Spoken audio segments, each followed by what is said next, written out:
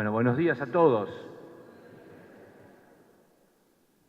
La reflexión que tiene que ver con el lema del encuentro y que he modificado un poquito, porque si ustedes miran el banner o en la propaganda hay abajo un texto de Juan 20:21 que dice: como el Padre me envió, también yo los envío a ustedes.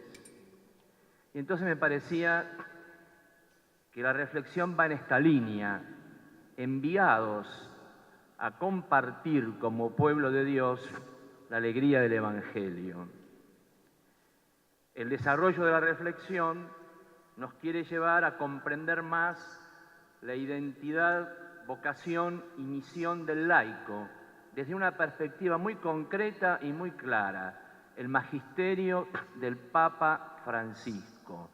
Queremos recepcionar su magisterio, es decir, recibirlo y dejarnos guiar por él. En primer lugar, con la exhortación apostólica Evangelii Gaudium, la alegría del Evangelio. Después, un mensaje y una carta que tienen mucha importancia para la Iglesia universal, y especialmente para el laicado, para una toma de conciencia profunda, bueno, de los obispos también, de los clérigos, etc. ¿Qué es? La carta del cardenal Ouellet del 19 de marzo de 2016, ¿no? Es donde habla de las frases que se dicen por ahí, ¿no? La hora de los laicos. Y entonces dice Francisco, parece que el reloj se detuvo. Y yo creo que sí.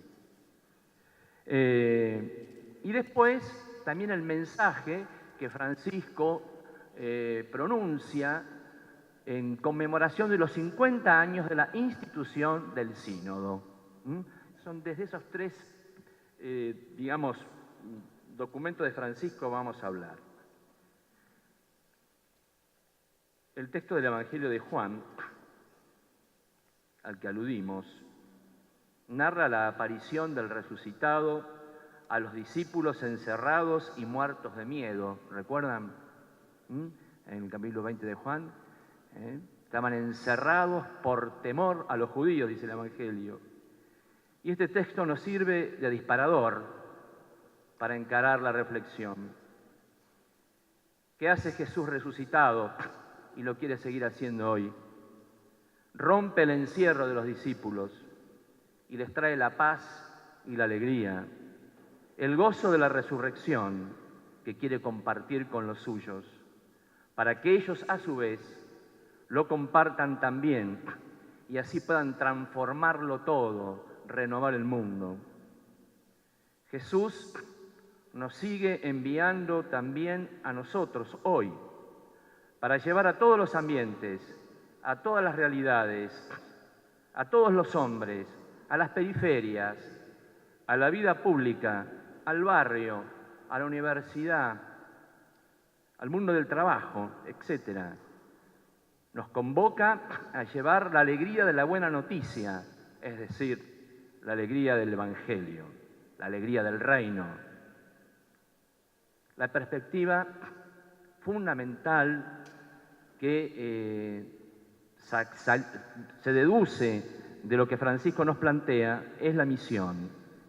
Replantearlo todo en clave de misión. Francisco en la Evangelii Gaudium dice: sueño con una opción misionera capaz de transformarlo todo. Yo no sé si nos atrevemos a eso, a transformarlo todo, ¿no? No es tan sencillo, es muy fácil decirlo. Igual que la otra, Francisco está planteando la reforma de la Iglesia en serio, ¿no? Está planteando la reforma de la Iglesia, fundamentalmente a partir de esta Iglesia en salida de la misión. Y otra frase que tiene la Evangelii Gaudium y que dijo al otro día de haber sido elegido Papa con los periodistas: sueño con una Iglesia pobre y para los pobres. Eso no es ideología, es evangelio puro. Entonces, nuestras comunidades, nuestros movimientos, nuestras diócesis tienen que ser iglesia en salida para llevar a todos la alegría de Jesús. Entonces hoy podríamos ubicarnos en el cenáculo junto con los discípulos y experimentar cómo el resucitado rompe nuestros encierros, nos colma de alegría y nos envía. Nos centramos en el anuncio del Evangelio. ¿De qué manera? Renovando nuestro encuentro personal con Jesús. De ahí parte todo, de nuestro encuentro personal con Jesús. Dejando que Él nos evangelice y nos convierta, y así tengamos el coraje para encarar la realización de las reformas necesarias para ser iglesia en salida, iglesia que sale de sus propios miedos y prejuicios y se abre sin temor a la acción del Espíritu Santo. Debemos ser evangelizadores con espíritu, acompañando la acción del Espíritu. Y eso comienza en nuestro interior, saliendo de nosotros mismos, abandonando nuestra propia autorreferencialidad, abandonando la autorreferencialidad de nuestros movimientos, de nuestros grupos y la personal. Las cosas muchas veces depende la definición de cómo se las mire y desde dónde se las mire. A la hora de definir la identidad, vocación y misión del laico en la Iglesia y en el mundo, Francisco nos invita en la carta al cardenal Ouellet a visualizarla desde el horizonte del santo pueblo fiel de Dios, frase que repite hasta el hartazgo: santo pueblo fiel de Dios. Pueblo de Dios peregrino entre los pueblos, que transita los caminos de la historia, comprometido con ella, buscando el reino, construyéndolo, tratando de hacerlo presente. Esta es una mirada de fe que respeta y valora la consistencia de lo humano, de la historia, de la cultura, la consistencia de lo que llamamos lo secular, ¿no? Lo de la vida, lo del siglo, lo del mundo, ¿no? Y su autonomía relativa. Por eso podemos establecer un diálogo con el mundo. Esto es lo que está en el espíritu de la Gaudium et Spes, ¿no? Y la Iglesia está en medio del mundo, ¿no? Por eso comparte, dice, las alegrías, las tristezas. La Iglesia está en el mundo y es para el mundo. Porque desde el mundo también nos habla Dios y actúa el Espíritu. Francisco dice entonces que los laicos son simplemente la mayoría del pueblo de Dios y a su servicio estamos nosotros, que somos la minoría de los ministros ordenados. Esto parece que dice poquito, pero creo que dice mucho, ¿no? Porque lo que define al laico es su pertenencia al santo pueblo fiel de Dios, que es lo que le da identidad, ya que el pertenecer nos identifica. El sentirse parte, el hecho humano, social, de pertenecer a un país, a una institución, a un cuadro de fútbol, a lo que sea, ¿no? Nos da identidad y esto se simboliza. De ahí, bueno, la bandera, los escuditos que nos ponemos, Bueno, no vamos a entrar con las camisetas ahora, pero bueno, porque el hombre se mueve con el conocimiento a través de lo simbólico, es muy importante, ¿no? De hecho, los sacramentos tienen que ver con los símbolos, ¿no? Nosotros somos muy racionales a veces, ¿no? Mucho la razón y poco el corazón, y poco esa mediación de los símbolos, que dicen tanto. Aclaremos que en el caso de la Iglesia, pueblo de Dios, no estamos hablando de una pertenencia meramente sociológica, sino de estar insertos en un misterio, porque ¿desde dónde arranca la Iglesia? Desde la comunidad trinitaria, desde la vida misma de Dios, que es comunión, que es comunidad, como dice Cini, que es familia. Y estamos llamados, la iglesia, ¿qué tiene que hacer? Bueno, mostrarle ese Dios, no tanto hablando, sino viviendo la comunión. Si no, estamos desmintiendo lo que somos, lo que estamos llamados a ser, ¿no? La iglesia está llamada a ser reflejo de esa comunión trinitaria. Pero también de este santo pueblo de Dios forman parte todos los ministros ordenados y los consagrados.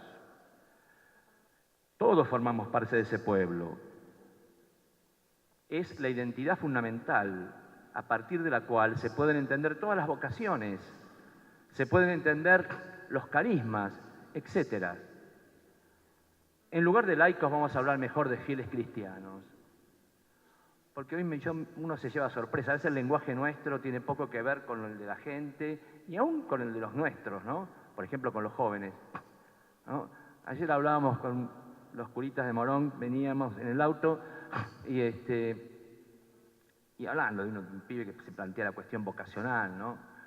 Entonces dice, bueno, ¿qué es ser laico? ¿Qué es eso de laico? Y el padre le dice, eso sos vos.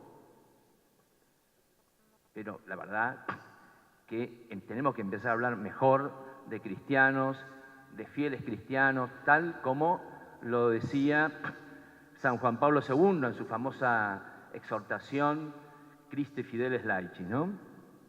Bueno, Francisco sigue diciendo, los laicos son parte del santo pueblo de Dios y por lo tanto los protagonistas de la Iglesia y del mundo, a la que nosotros, los pastores, tenemos que servir y no, y agrega otra cosa acá, y no de los cuales tenemos que servirnos.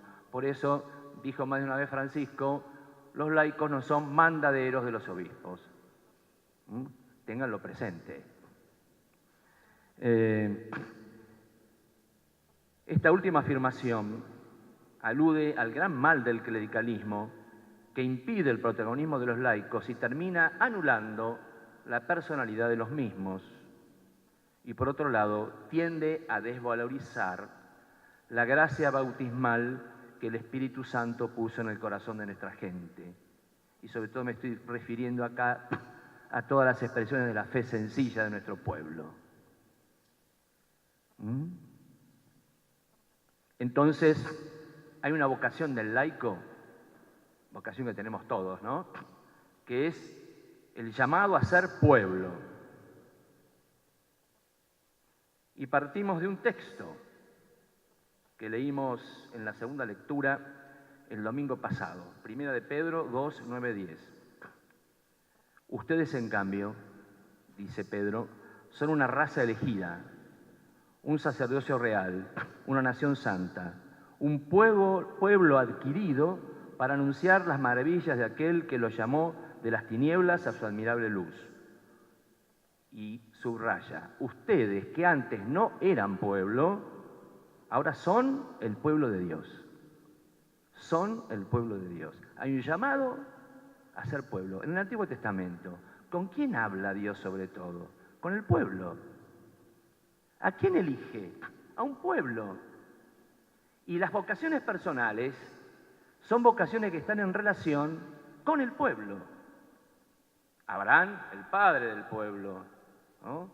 Moisés, el que libera, el que conduce a ese pueblo en el Éxodo.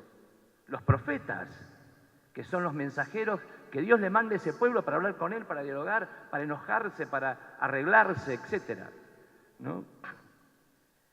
En el libro del Deuteronomio hay una frase hermosa que dice, el Señor se prendó, es decir, se enamoró de ustedes y los eligió, no porque sean el más numeroso de todos los pueblos, al contrario, tú eres el más significante de todos, pero por el amor que les tiene, el Señor los hizo salir de Egipto con mano poderosa y los liberó de la esclavitud del faraón. Esto es Deuteronomio 7, 7, 8. El llamado a ser pueblo, por otro lado,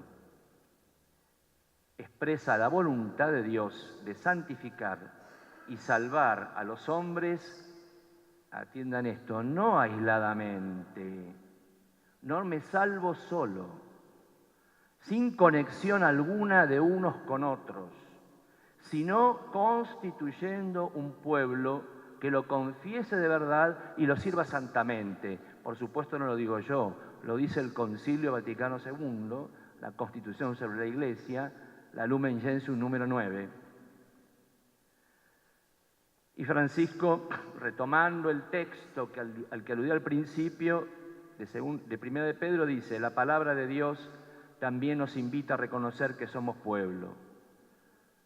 Ustedes, que en otro tiempo no eran pueblo, ahora son pueblo de Dios. Para ser evangelizadores de alma, también, y esto también lo dice Francisco, hace falta desarrollar el gusto espiritual de estar cerca de la vida de la gente, hasta el punto de descubrir que es fuente de un gozo superior, o sea, lo que Francisco llama el gusto de ser pueblo. La misión, termina diciendo, es una pasión por Jesús, pero al mismo tiempo es una pasión por el pueblo. Todos los que hablan de populismo me van a matar hoy.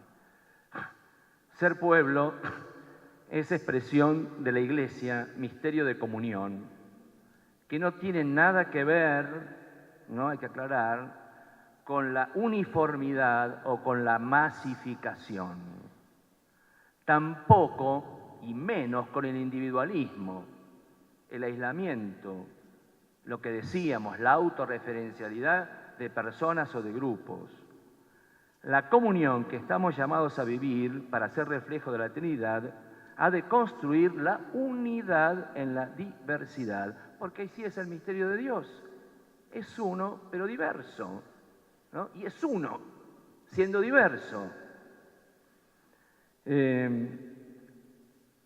Por eso, la imagen, la figura, es el poliedro, como dice Francisco, ¿no?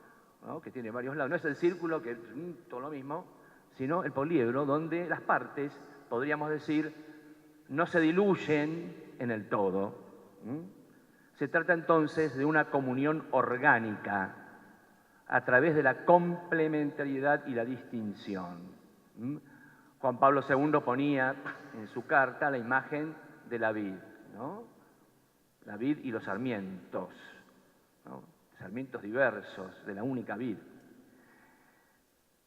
Y podríamos decir entonces que ser iglesia, pueblo de Dios, parafraseando a Francisco, es pasar del aislamiento que genera tristeza y amargura, distancia y encierro, a la alegría de compartir el caminar juntos como pueblo peregrino, el vivenciar juntos con pasión el gozo del Evangelio, la dulce tarea de evangelizar. Dulce tarea de evangelizar, no pesada carga, no obligación. Si tenés la alegría de Jesús, si la tenés de verdad, la contagiás espontáneamente, porque la alegría no se puede guardar. La alegría se comparte necesariamente. Cuando tenemos una gran alegría, es inmediata la necesidad de decírselo a alguien, ¿o no?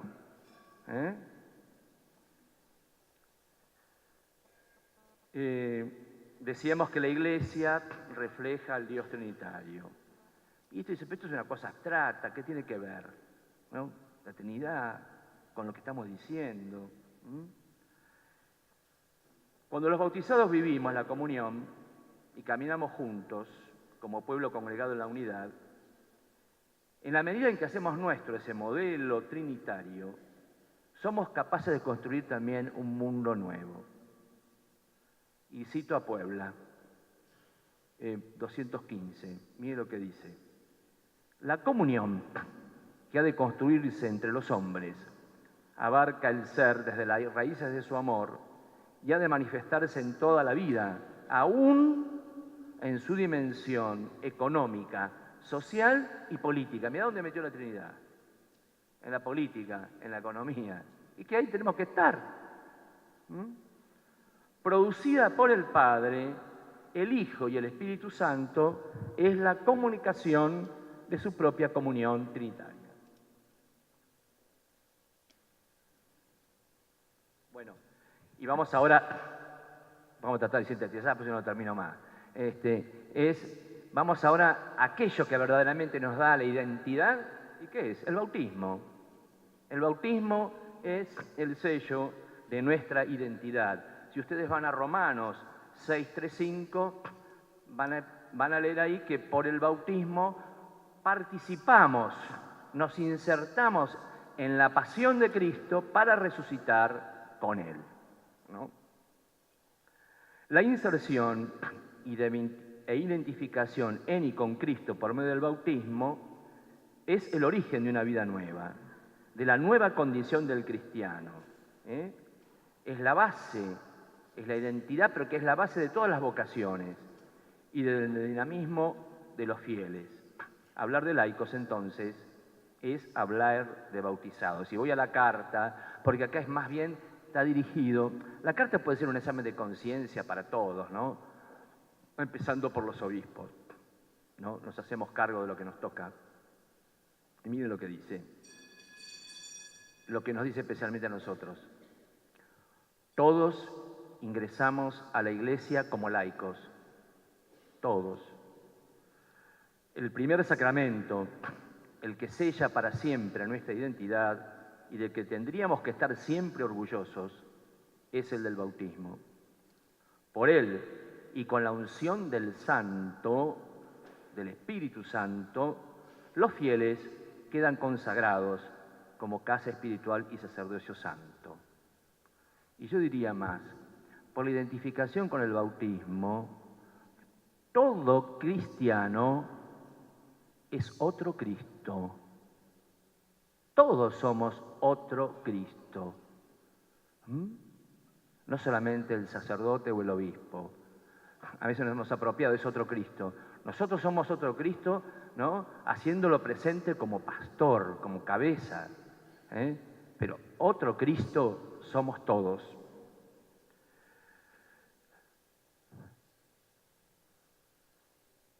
Por eso la Iglesia, decía, como decía un poco Daniel, la Iglesia no es una élite, la élite de los consagrados que estamos aquí, o de clérigos, una élite de clérigos, ni una aristocracia espiritual, ¿no?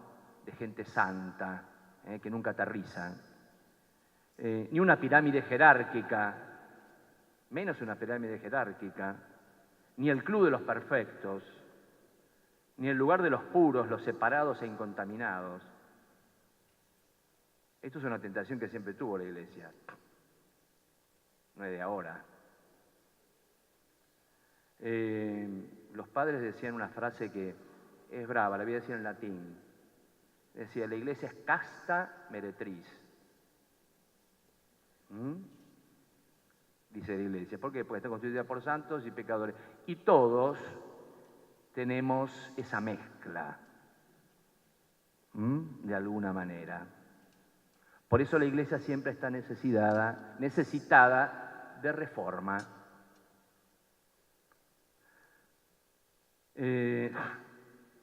Por eso al Papa Francisco, como dice Guzmán Carriquiri, que es el secretario a cargo de la vicepresidencia de la Comisión para América Latina, comentando la carta dice, resulta evidente que al Papa Francisco no le gusta en absoluto que la referencia a los laicos tenga que ser acompañada por un calificativo autocomplaciente, propio de minorías iluminadas, como cuando se dice laicos comprometidos, laicos de edad adulta, o podríamos decir laicos practicantes, las divisiones que hacemos, laicos que no van a misa, y un montón de laicos que llevan una vida aparentemente pasiva. Y se pregunta, Guzmán dice, entonces, ¿cómo podemos calificar a la abuela del Papa, Rosa, a la que él siempre hace referencia? Dice, ¿cómo calificar a su abuela Rosa, de la que hace frecuentes referencias, como aquel eslabón fundamental a través del cual la tradición católica se fue haciendo carne en su vida. Francisco prefiere hablar del santo pueblo fiel de Dios, configurado por pobres pecadores convertidos por la gracia del bautismo. Por supuesto que es consciente que, como en todo pueblo, hay una composición de personas que viven los más diversos grados de pertenencia y de adhesión, de participación y corresponsabilidad, pero todos iguales en dignidad y llamados a crecer en su vida y misión. Uno de los peligros de esta manera a veces de valorar y de categorizar, ¿no?, de dividir a los laicos en tales cuales,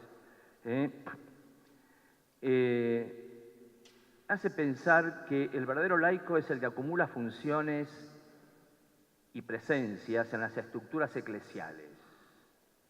El laico formado, ilustrado, los de la fe sencilla, los que no militan, los que no están institucionalizados, en verdad no son tan laicos. Otra de las tentaciones y peligros de los laicos, con mucha presencia y compromiso, es la de plantear la promoción, la corresponsabilidad de los laicos al interno de la Iglesia como una lucha por el poder, porque se te mete. Si en la parroquia se pelean por la llave de están las cosas, ¿no? ¿Quién tiene la llave de la puerta? Se vienen peleando. Imagínate en esta... Acá también pasa lo mismo. Puede pasar, digo, no digo que pase. A ver. Claro, para ocupar espacio de poder impensar, a lo mejor armar la corpo laical, pero en contraposición con la corpo clerical. Muchas veces, dice Francisco, hemos caído en la tentación de pensar que el laico comprometido es aquel que trabaja en las obras de la Iglesia, o en las cosas de la parroquia, de la diócesis, del movimiento, y poco hemos reflexionado cómo acompañar a un bautizado en su vida pública y cotidiana, como aquel que, con las responsabilidades que tiene, se compromete como cristiano en la vida y en la vida pública. Sin darnos cuenta, hemos generado una élite laical creyendo que son laicos comprometidos solo los que se ocupan de cosas de curas. Ojo que el clericalismo es ida y vuelta, también lo dice Francisco. Nosotros clericalizamos muchas veces a los laicos, pero hay laicos que les encanta ser clericalizados y están desesperados por tener un alba y estar en el altar. ¿No? ¿O no? ¿Es así o no? A mí me parece que se da bastante, ¿no? O como decíamos, para ser diácono, vos encontrás un laico que está metido en las cosas, que está metido, qué sé yo, en el barrio, que trabaja con la gente, los fomentos, los queremos ser diácono. ¿Para qué? Lo estás desvalorizando, hermano, ¿no? No estás valorizando lo que es verdaderamente la vocación del laico. Bueno.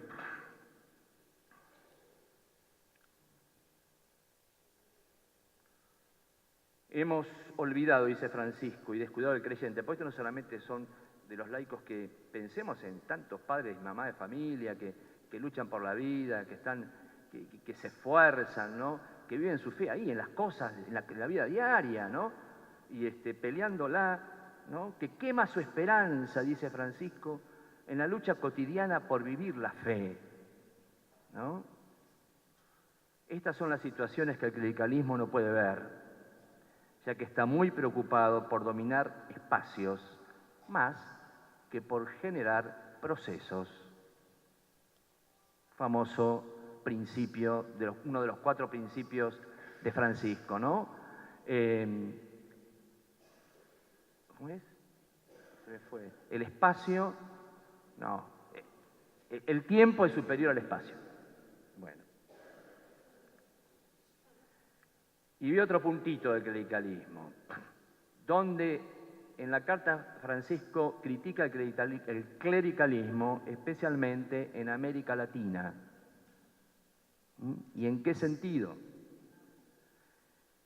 Dice que es uno de los grandes males de esta convención, es el grandes males de nuestra iglesia latinoamericana, que impide en definitiva la evangelización de la cultura, de la política, de la economía, del mundo del trabajo, etc. Y a mi modo de ver, digo yo, también una de las causas de la contradicción que se da en un continente mayoritariamente católico, 80% más o menos, en el que a su vez se vivifican las situaciones de injusticia y de inequidad y una enorme cantidad de pobres. ¿Sí? ¿Dónde están los cristianos? ¿Qué pasa con la fe y la vida? ¿No?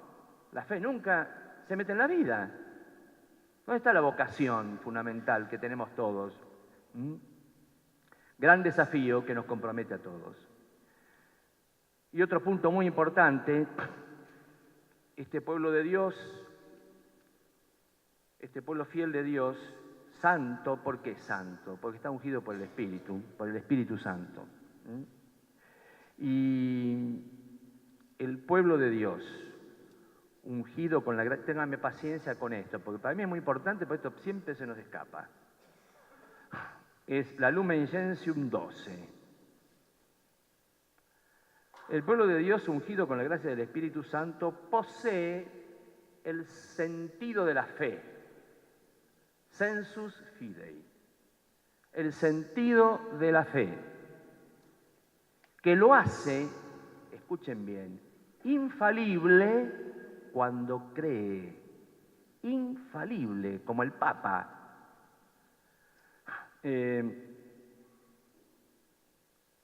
Entonces nos viene bien leer un poco la Lumen Gentium 12.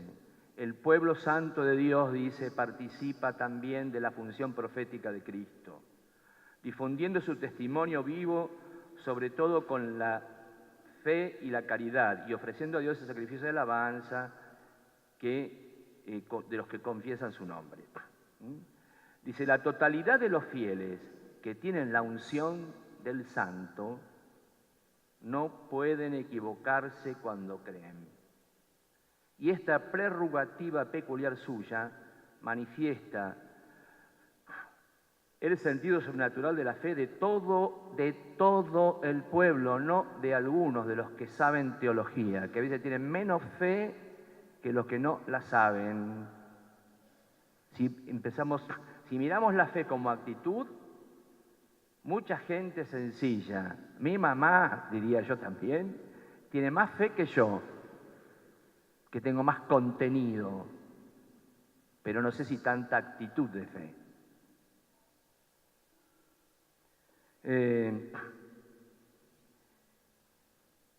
Esta prerrogativa peculiar se manifiesta mediante el sentido sobrenatural de la fe de todo el pueblo, cuando desde los obispos hasta los últimos fieles laicos presta su consentimiento universal en las cosas de fe y costumbre. Un ejemplo sencillo, ¿no? La fe de la gente en el dogma de la Inmaculada, ¿no? Fíjense, hace 400 años de la primera evangelización, todas las advocaciones de la Virgen, ¿cuáles son? La Purísima, la Inmaculada. El dogma, ¿de cuándo es? De 1850 y no sé cuánto. 50. Ya se creía eso. ¿Qué hace el Papa? Un día se levantó, voy a declarar un dogma y no tengo nada que hacer.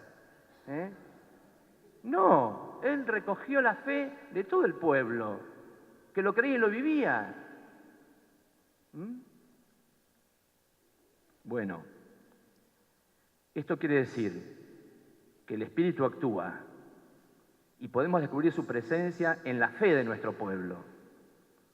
Por eso Francisco nos invita a confiar en el pueblo, en su memoria y en su olfato. Y este espíritu no es propiedad de la jerarquía, ¿no? No es propiedad. Ni de minorías ilustradas, ni tampoco de algunos grupos o personas por más espirituales que sean o crean ser, ¿no? A muchos creen que son espirituales, pero después se agarran a los bollos y se le acabó la espiritualidad, ¿eh? ¿No es cierto? En el mismo grupo. Qué bien nos viene también contemplar la fe sencilla de la gente en los santuarios, sobre todo viéndola rezar, ¿no? Yo recuerdo, tengo la imagen de Luján hace 2 años, que estábamos los obispos a la noche confesando, ¿no? Primero el silencio de la gente, ¿no? En el templo, ¿no? La fe que llevaba, ¿no? La actitud se muestra en los gestos, en la manera, ¿no? Y después casi todo el mundo se confesaba. Entonces no sé por qué se desprecia esa fe, no entiendo todavía. No entiendo, realmente. Mirar al pueblo de Dios. Y acá viene la segunda, escucharlo. Y ahí bien tiene que ver esto con el mensaje por los 50 años del sínodo, ¿no? Escuchar al pueblo. Y entonces empieza a hablar, porque parte de esta característica de la Iglesia que Francisco está destacando tanto, que es la sinodalidad. Sínodo, ¿qué es? La palabra significa, muy sencillo, caminar juntos. Francisco concibe la Iglesia, que si es un pueblo peregrino, no está quieto en el templo. Sale, camina, peregrina. Es un pueblo peregrino.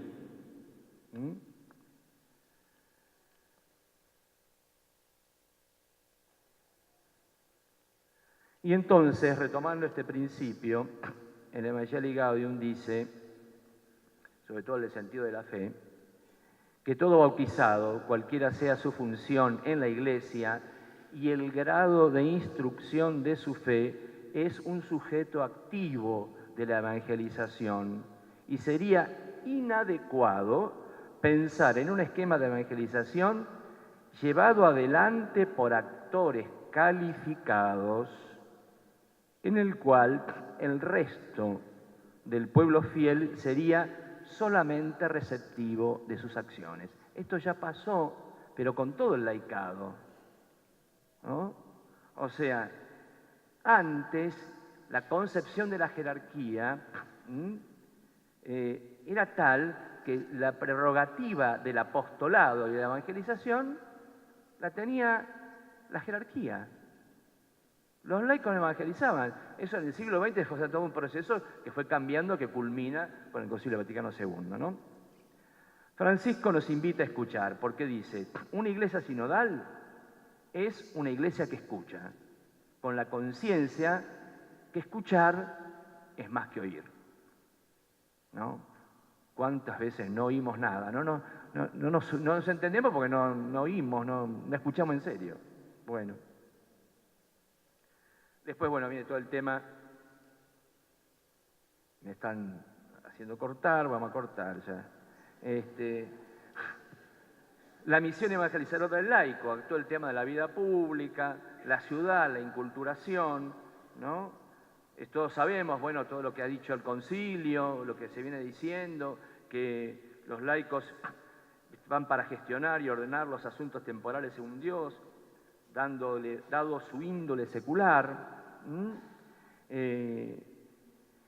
Y después, la dimensión social de la evangelización, que en definitiva implica hacer presente en el mundo el reino de Dios. Cuando Francisco habla del anuncio del querigma en Evangelii Gaudium como centro de la evangelización, como digamos, el núcleo, ¿no?, de esta iglesia en salida que evangeliza, también dice que eso tiene una dimensión social. Hay una consecuencia social del anuncio del querigma, y que es buscar el reino. Cuando estamos trabajando por la paz, cuando luchamos por la justicia, cuando nos encontramos de verdad, ahí está siendo presente el reino. ¿Sí? Bien. Porque el Evangelio dice, no solo promueve la relación personal con Dios, sino que propone el reino de Dios. Hay una cosa que le insinuó Daniel, que es el acompañamiento de los pastores en la evangelización y misión del laico, y entonces respeta, sobre todo en las cuestiones en las que los laicos saben más que nosotros, que son muchas, y dice Francisco, no es el pastor el que le dice al laico lo que tiene que hacer o decir. Ellos saben tanto o mejor que nosotros. Como pastores unidos a nuestro pueblo, nos hace bien preguntarnos cómo estamos estimulando y promoviendo la caridad y la fraternidad, el deseo de bien, de la verdad y la justicia. ¿Cómo hacemos para que la corrupción no anide en nuestros corazones? A veces nosotros hablamos de compromiso, enviamos a los laicos al compromiso y después nos lavamos la mano. Hay que acompañar. Yo no me voy a meter a hacer política, porque me corresponde, pero tengo que acompañar a aquellos hermanos, aquellos cristianos que se han metido en ese mundo, o en el mundo del trabajo, o donde fuera. ¿Cómo los acompañamos? Hay que acompañar, ¿no? Es nuestra obligación de pastores.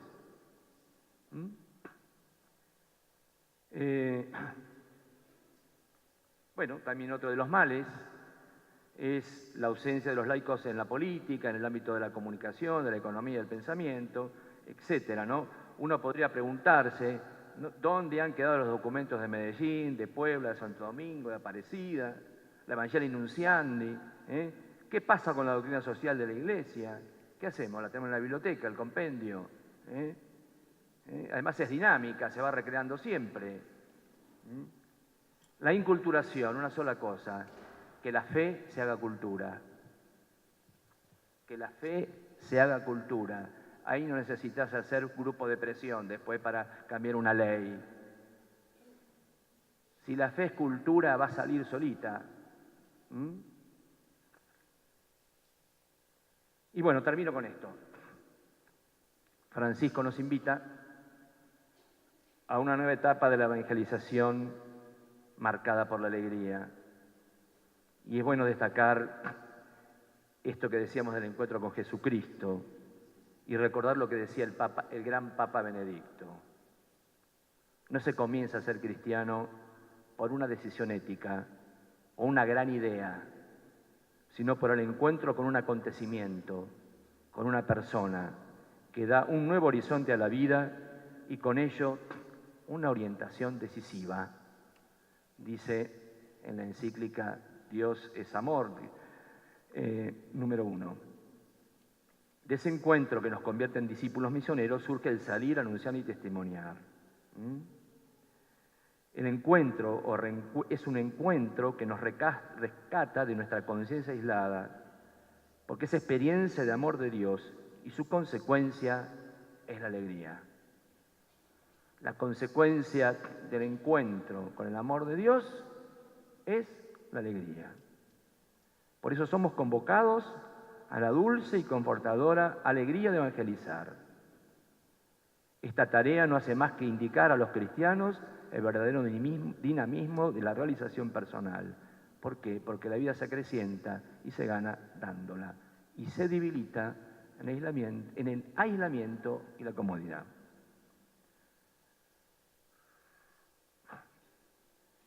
Evangelizadores con espíritu, ¿no?, que oran y trabajan. Desde el punto de vista de la evangelización, y esto es muy importante, porque acá se pone una especie de contradicción, dice, desde el punto de vista de la evangelización no sirven, dice Francisco, ni las propuestas místicas, sin un fuerte contenido, compromiso social y misionero. No sirve la mística así, ni los discursos y praxis sociales o pastorales sin una espiritualidad que transforme el corazón.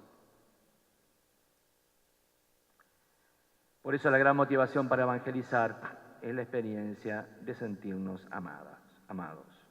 Finalmente, sabiendo que somos invitados a compartir como pueblo de Dios la alegría del Evangelio, debemos ser conscientes que, y voy a citar a Francisco en la Amoris Laetitia, dice así Francisco: Las alegrías más intensas de la vida brotan cuando se puede provocar la felicidad de los demás, en un anticipo del cielo. Y entonces recuerda la película La fiesta de Babette, ¿no? Y dice, donde la generosa cocinera recibe un abrazo agradecido y un elogio, ¿cómo deleitarás a los ángeles? Es dulce y reconfortante la alegría de provocar en los demás deleite, verlos disfrutar. Ese gozo, efecto del amor fraterno, no es el de la vanidad de quien se mira a sí mismo, sino del amante que se complace en el bien del ser amado, que se derrama en el otro y se vuelve fecundo.